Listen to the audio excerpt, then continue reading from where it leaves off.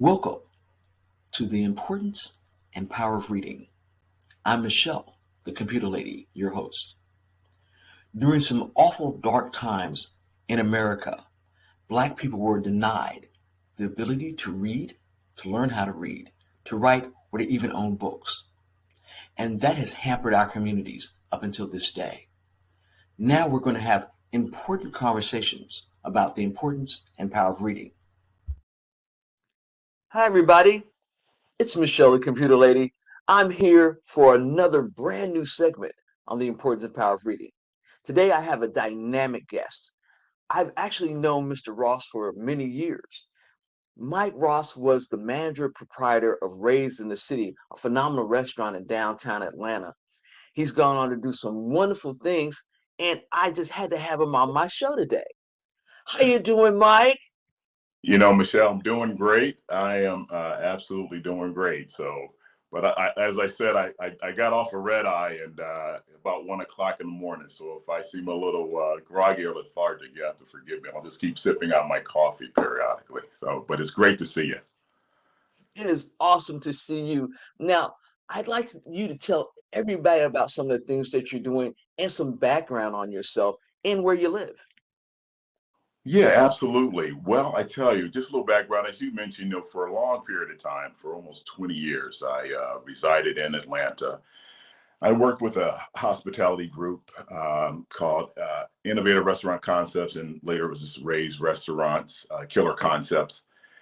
And I had the position of operating partner and director of operations, and I did that for many, many years and oversaw, three restaurants. My baby that I opened up was raised in the city, and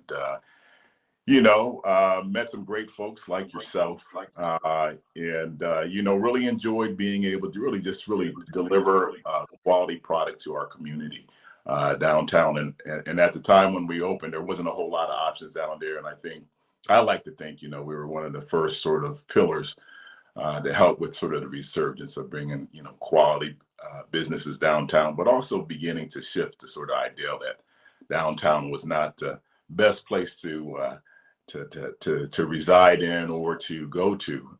And so, it's a thriving business today. I grew up in Boston, a kid with a single mom. And, the trials and tribulations, mom did the best she could, she worked tirelessly to try to just keep a roof over our heads and food in the belly. So, there was those ethos and, back then Boston at the time was, it was a rough city to live in, believe it or not. But I survived all that.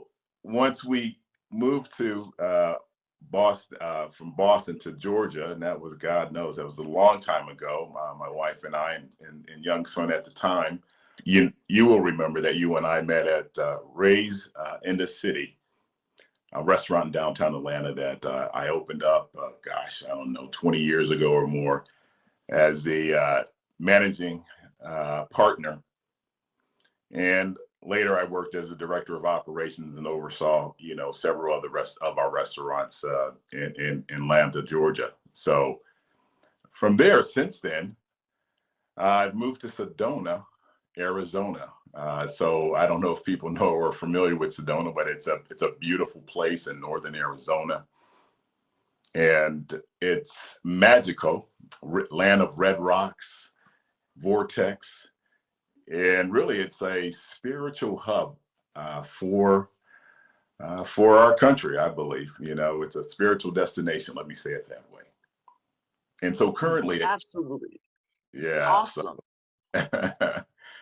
so when I'm not climbing those red rocks and hiking, I do personal training and some life coaching, and those are the things I do the things that I'm passionate about, a lot of one-on-one coaching, and I enjoy it, and it's been a blessing.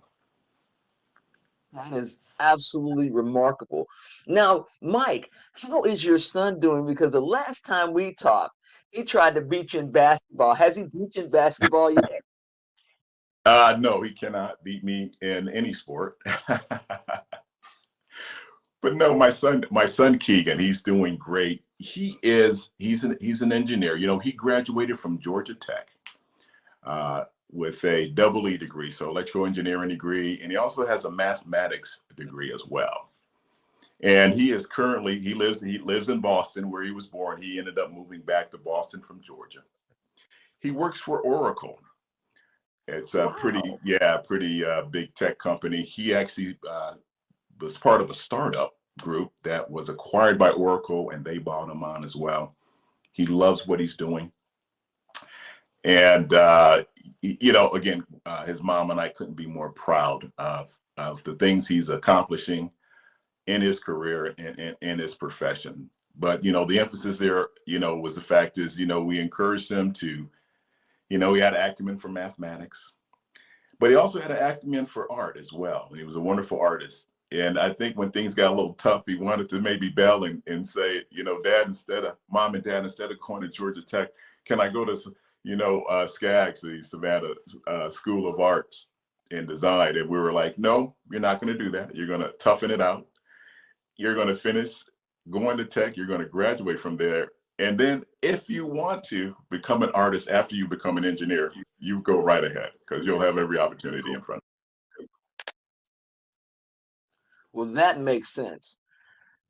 The one thing about you, and I have admired you for many, many years. I've known you for 20 years. I remember our first meeting. I was working on the BB&T account. I came over to Ray's for lunch and had an amazing lunch and had start telling people and bringing people down. And, to see you as the proprietor and the operations manager, it really warmed my heart because I always like to see our brothers and sisters that are doing well. And we started having conversations over the years that even got to attend your retirement party. And I was like, you're retiring, you're leaving. And then you came back for a little while and you're like, I have to go and work on my passion. Now, as we go forward this little interview today, I've got some questions to ask you, especially since you're the father of a male child. Did you like reading as a child?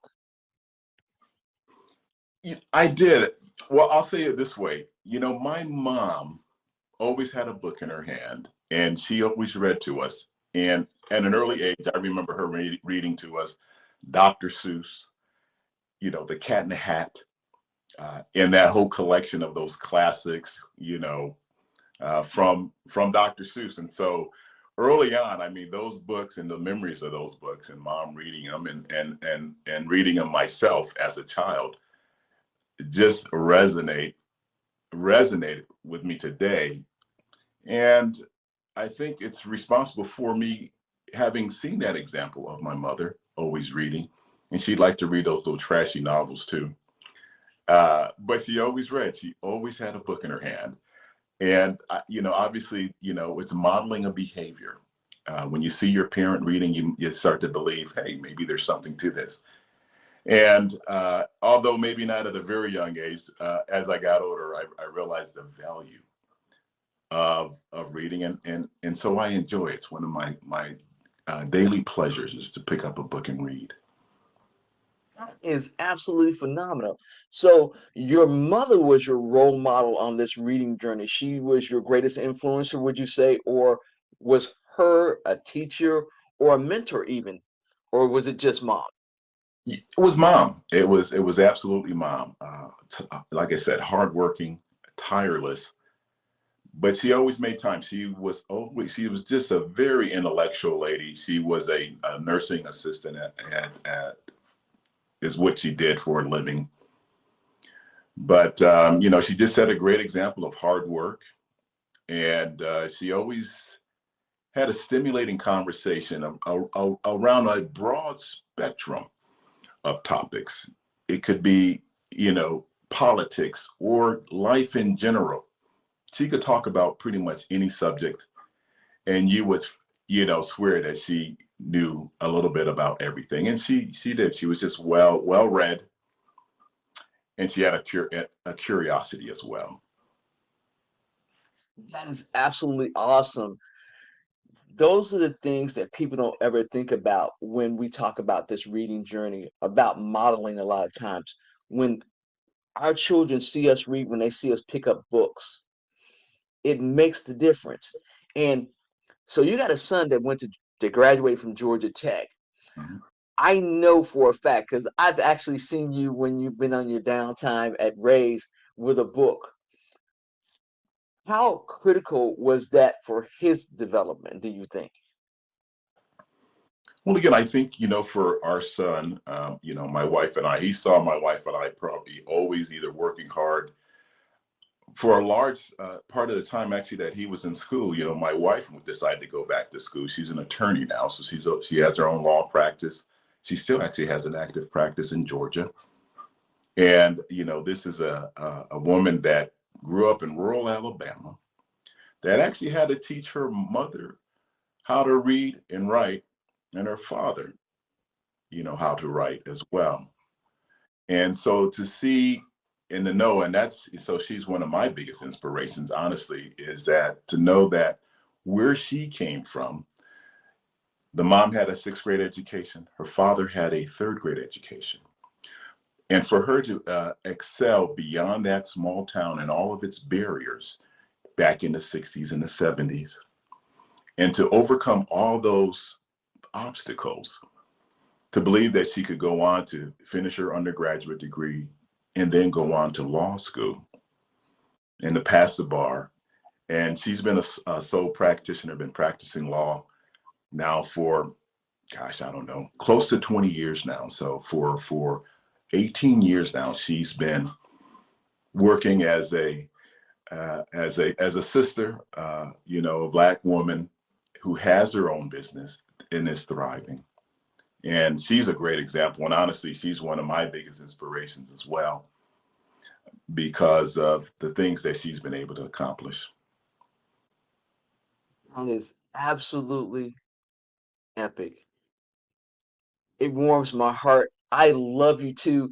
For me, you guys were the first power couple when I think back when we first met, and just knowing how much you've poured into your son, how much you poured in the community has been amazing. Well, Mike, we got to pay some bills around here. We're going to take a small commercial break, and we're going to be right back with my guest, Mike Ross, on the importance of power of reading. Stay tuned. You're watching the PIC TV network, channel 1000.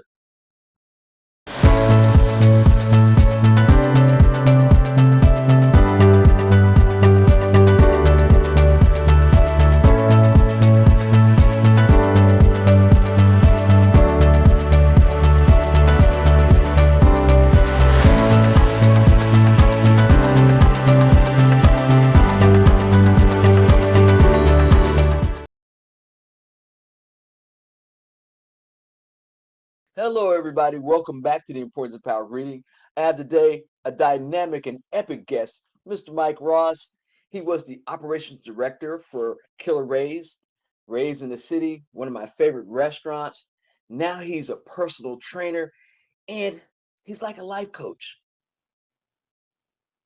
And he has been epic in the Atlanta community. He's out in Sedona, Arizona right now. Now, Mike, let me ask you a few more questions.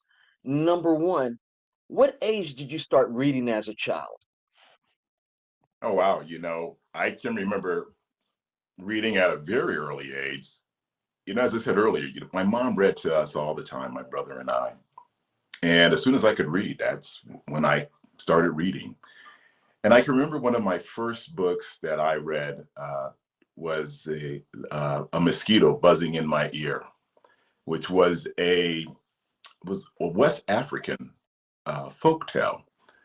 But that was one of my favorite books as a child. And I remember having that same book for my son, actually. My mother got it for him as well.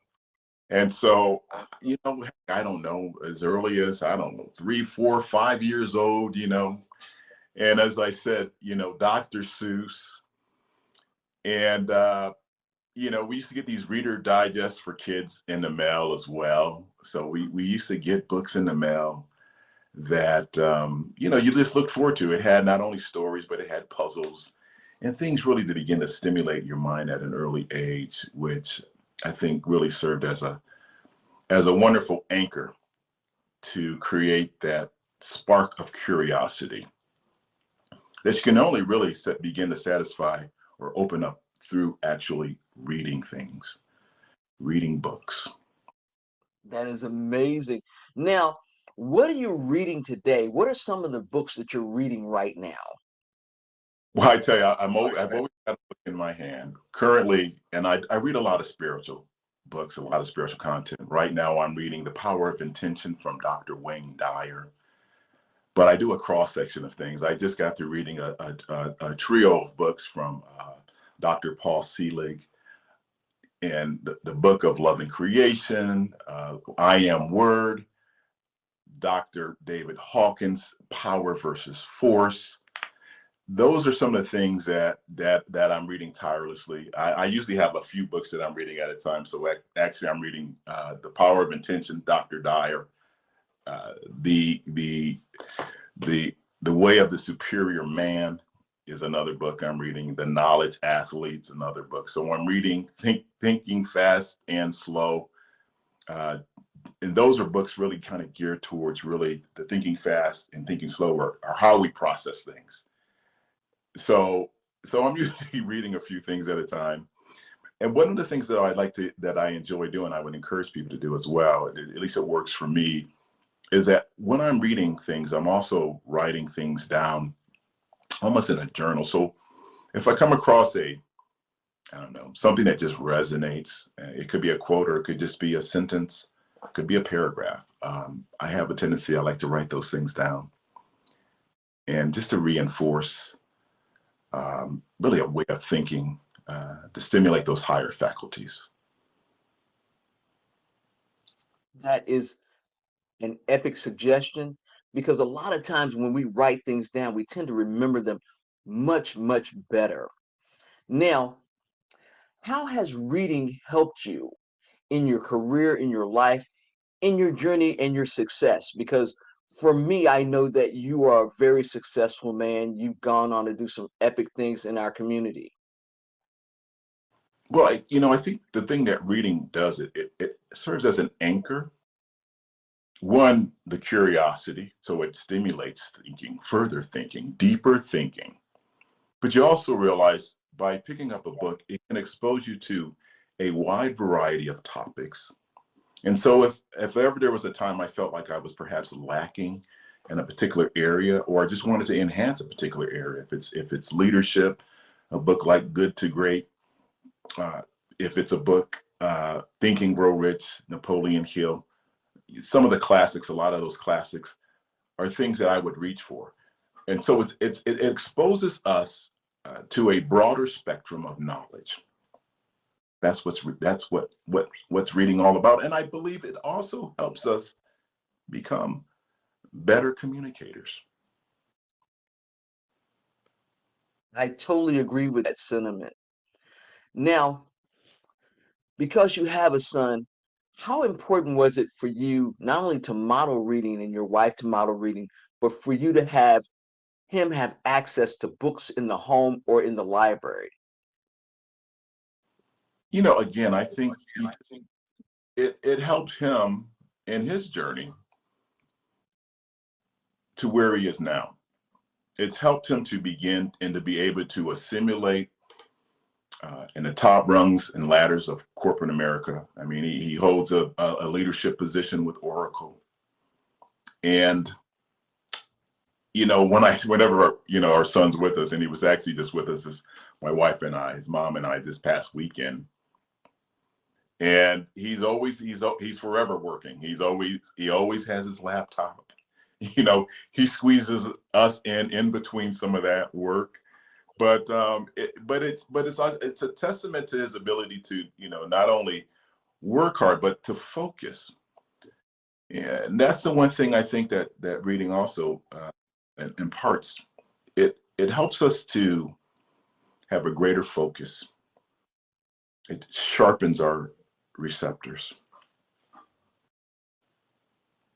Wow. I Process. couldn't agree more. Now, we talked about your son reading, but let's talk about the state of literacy among our children, our adolescents, and our adults? And if you don't think it's to the level it needs to be, what can we do to change this? That's a great question, Michelle. And I think, a lot of that is exposure. I look at things today too now and us in our society, especially for young folks, that, they communicate via oftentimes social media and cell phones, and everything is a emoji, or it's some cryptic word that I couldn't even tell you what it is. But I think it's kind of a shame that, you know, the written language, we don't use it often anymore. We have forgotten how to, we don't even remember our phone numbers anymore because they're all in the phone. And my God, if the phone went away, we'd have, I saw this young lady uh, several weeks ago. She lost her phone. She thought she lost her phone, and she was having a breakdown, a mental breakdown. And but after reassured her it's going to be okay.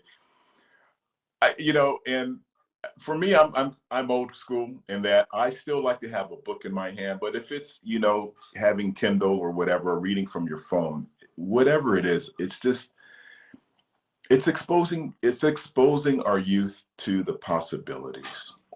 And one of the things I'm in the process of building and launching is a YouTube channel.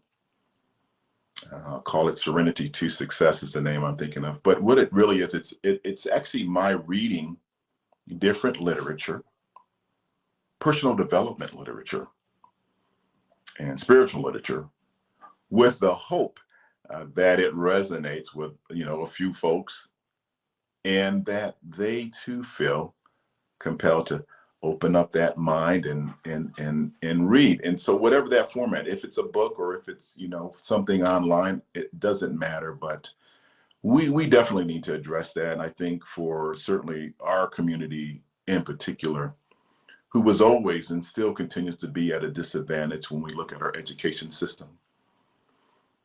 And we've got to begin to turn that around, and we need to become more involved in our community, and we've got to be proactive in our community.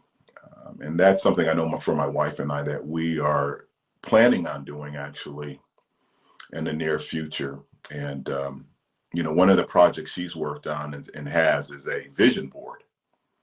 And one of the things she wants to do is to be able to share that vision board with young women of color, so that just like she did, spring hope eternal, and that create those images, those self images, where we're building ourselves and we're believing in ourselves and planting those seeds deep in our subconscious minds of all the things that are possible. Well, those are the things that we need in order to uplift community. And I'm glad that you continue and your wife are on the forefront of making sure that you're those wonderful role models for other Black men and other Black women as they come up. Now, Mike, as you well know, of course, it's time to take another commercial break. And we're going to be right back with my esteemed colleague, Mr. Mike Ross, on the importance of power reading. Stay tuned. Since 1877, Jackson State University has been training students for a life of service and leadership to impact our global society. Ranked among the best HBCUs in the country, Jackson State University offers 47 undergraduate, 37 master's, 1 specialist, and 13 doctoral degree programs. Whether you're interested in the arts, education, public health, the sciences, or business, we're here to take you from ready to JSU ready. Visit jsums.edu and apply today. Are you a company, business, or service that believes in social responsibility? Would you like to make a positive impact? You can. You can sponsor this program and be seen by 2 million viewers on the PIC TV network. Call 770-367-1268 for more information today.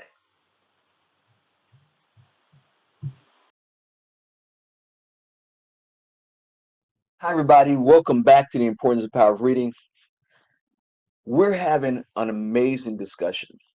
I've got my guest, Mr. Michael Ross, and we've been talking about the state of literacy among our kids and how we can do some of the things that we need to do in our community to make this better.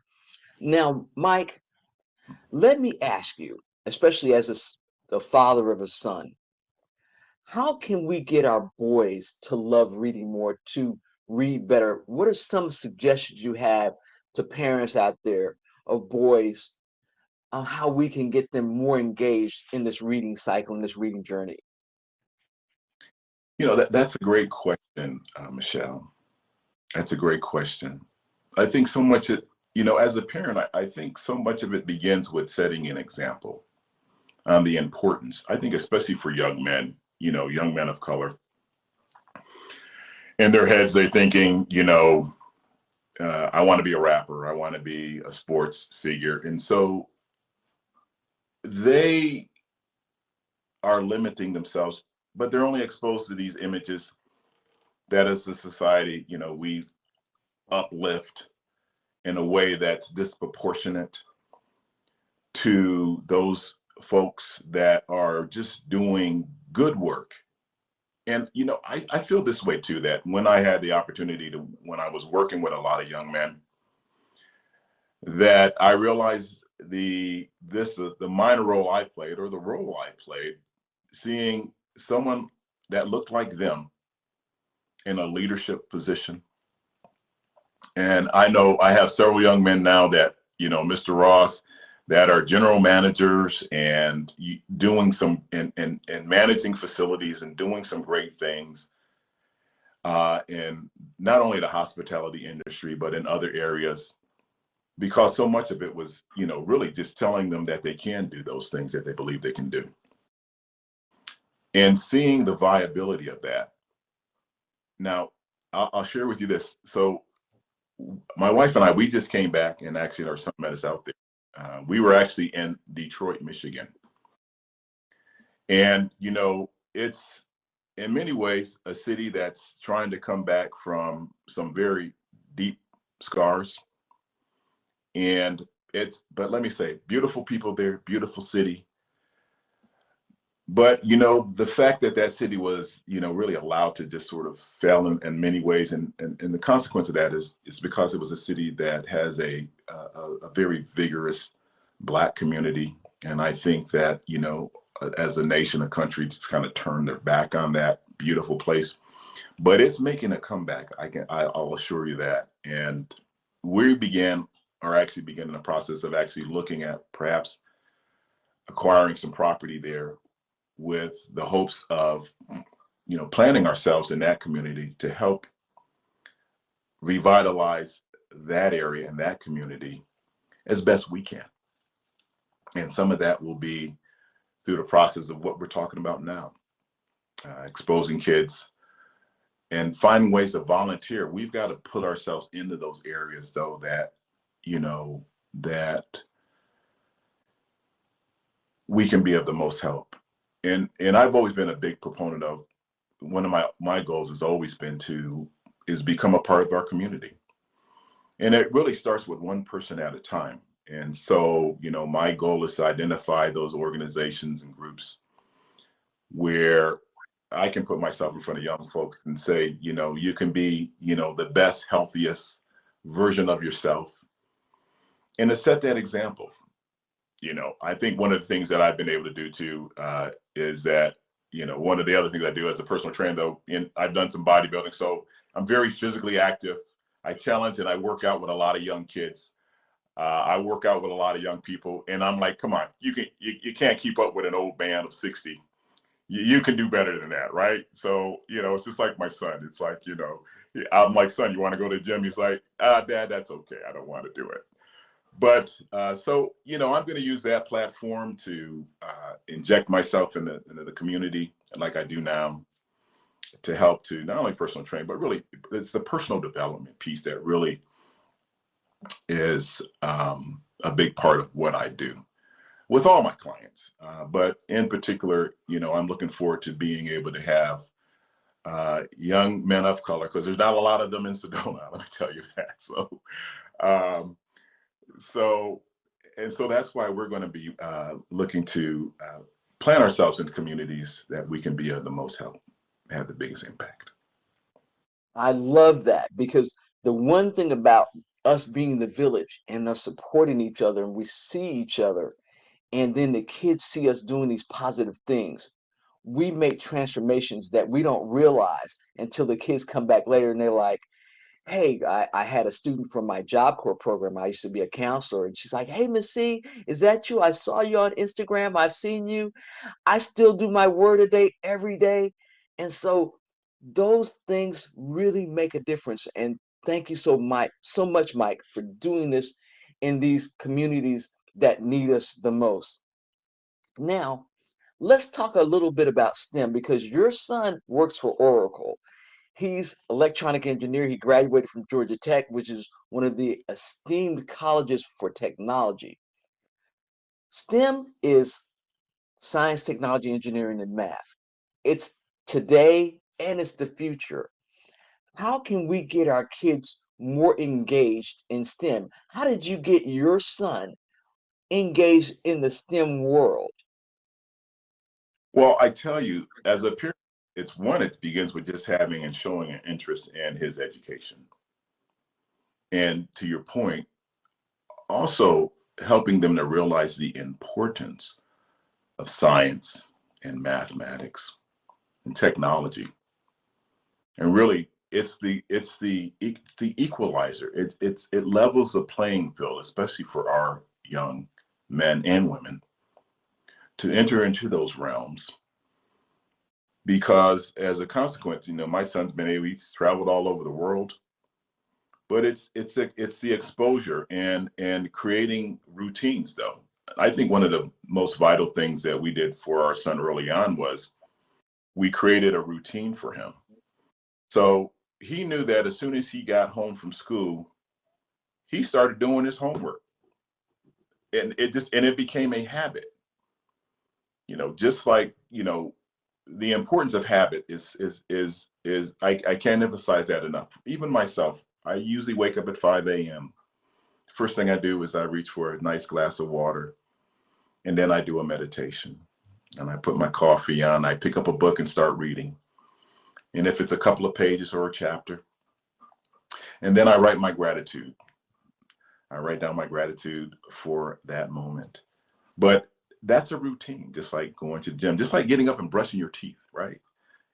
It's about forming habits and helping your children form habits, but also it's holding them accountable. And it's the accountability that is the glue that makes it stick.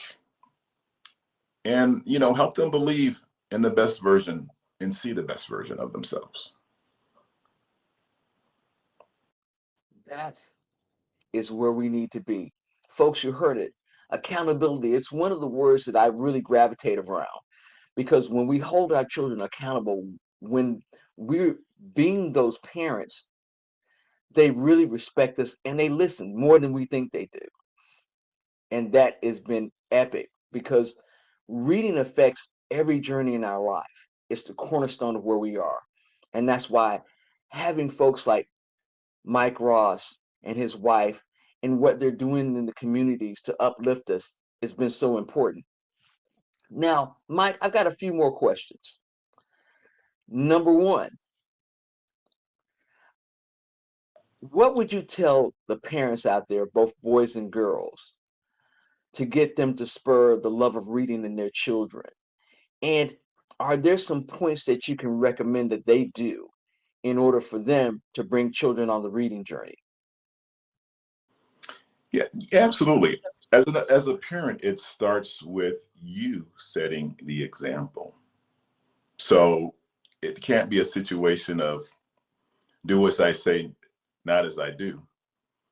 And so I would encourage parents first and foremost to, if their desire is to see their children succeed, that they too have to have a success mindset that they share, that trickles and cascades to their children, where their children's desire is to model that behavior.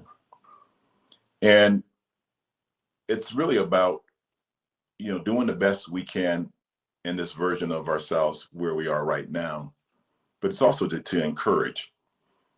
Because what I have found and what I know is that with children in particular, words of encouragement can have such a long lasting effect, just like words of discouragement or negativity also has a long lingering effect. And so it's being mindful of how we communicate with each other. I think it starts really there, and that's vitally important. So I think you're absolutely correct. Now, Mike, you told everybody that you're going to have a podcast soon. What I love about you is, number one, you've always been gracious and you've always been humble. Like I tell everybody, it was one of my favorite restaurants to go to in Atlanta, raised in the city, because not only was the food phenomenal, but because I could see a man like you in charge. And you were always gracious to everyone that worked with you. Everybody enjoyed working on your team. Now, before we leave, Mike, tell everybody a little bit about some of the other things that you do, because I know that you've been with the Bob Proctor group, if I'm not mistaken. that's And so let some folks know about some of the other things that have been going on in your life, how they can reach you if they want some one-on-one coaching. yeah. Well, yeah, to your point, I was a consultant, am a consultant with the Proctor Gallagher Institute. Bob Proctor was one of my mentors, but I'll tell you who else was one of my mentors, Les Brown. And I had the distinct pleasure of meeting Les actually at the restaurant. And we kept bumping into each other, not only at the restaurant, but on the next occurrence that I ran into him, it was actually at a Proctor Gallagher event in Los Angeles. And actually, that's one of the things Les and Bob Proctor, that those mentors are part of the reason that sent me on my current trajectory. I wanted to be involved with personal development. And so with the Proctor Gallagher Institute, I was facilitating a program called Thinking into Results. And it's a 12 to 24 week program and process about bringing clarity around our goals, but also operating through our higher faculties. And so that's one of the things I do as well. And so uh, I will be spearheading or starting a podcast. My hope is by the end of the year, first of the year, the latest. And again, it's called Serenity. It'll be Serenity to Success, most likely. That's the name that has resonated with me for a while. And it's about a journey of personal development. It's a personal development journey. And so for coaching and that information, simply reach out to me via my email, which is Mike. It's my last name spelled backwards, ssor@gmail.com. And they can reach me there. I'm working on a website as well, but that would be the easiest way. And you can get me on Facebook as well. Just look up Michael Ross. And my IG, I have an Instagram. It's primarily though for those health and wellness fanatics, and it's called Mike Ross _fit, FIT. So it's Mike Ross _fit. And that's my IG. So I usually post things that I'm doing in the gym and, on the trails, and things of that nature. So that's how you can reach out to me if you care to do so. So Well, that's absolutely amazing and outstanding. Now, for everybody that wants to reach out, if you look down by the comic section, we're going to have all of his IG links. We're going to have all those social media links. That way you can reach out if you want to have a one-on-one session, or you want to find out about more what he's doing. Mike, as always, it's a pleasure to talk with you. It's a pleasure to see you. And I thank you for sharing your journey on the importance and power of reading. Well, Michelle, thank you so much. And it is great to see you. Like I said, it's been too long, and it's just my joy, heartfelt joy, to have this time, to spend this time with you. So we just have to make sure that we continue to stay in touch. And, I much love for you always. And I've always appreciated you and our kinship. And thank you for the opportunity to interact with your audience. That is my friend and a mentor to me. I've always held him in the highest esteem. And that's why when we think about how people impact our lives, it's important. Now, the other thing that's important is to remember, read a book. You don't have to read all the book in one day. As Mike said, get up in the morning, read a few pages, but also make sure that you're mentoring and showing your children that reading is important on their journey. And we'll see you next week as we discuss the importance and power of reading.